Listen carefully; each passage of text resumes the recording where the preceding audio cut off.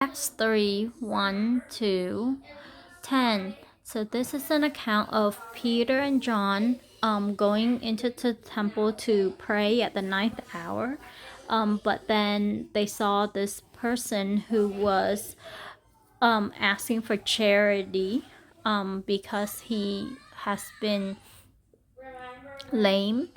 So right here, he has been unable to walk from birth and was being carried, and was just like asking for alms pretty much.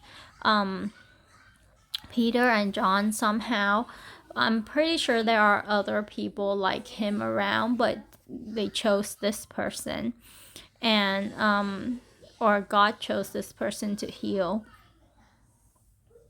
And it's interesting that Peter and John, he was expecting like money, but Peter and John said like, look at us, but we don't have money, but what we do give, we give to you. So they have the gift of the Holy Spirit, and they have the gift of healing and everything that God gave them authority to do. And so they healed this man. And it's interesting that usually I thought that it required faith, like to be healed. Like when Jesus spoke, you have to respond and you have to do what Jesus did for you to be healed. But this person, he didn't have to stand up by himself.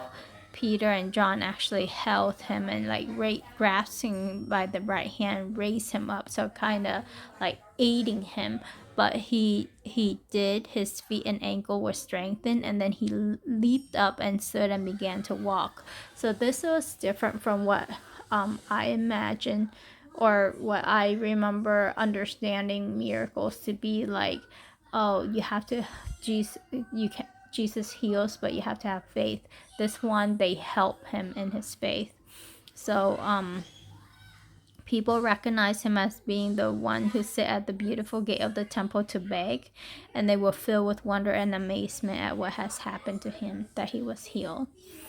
And I hope that people in my life, like my nephew who is I think he needs healing for his mental state, his physical state, and everything.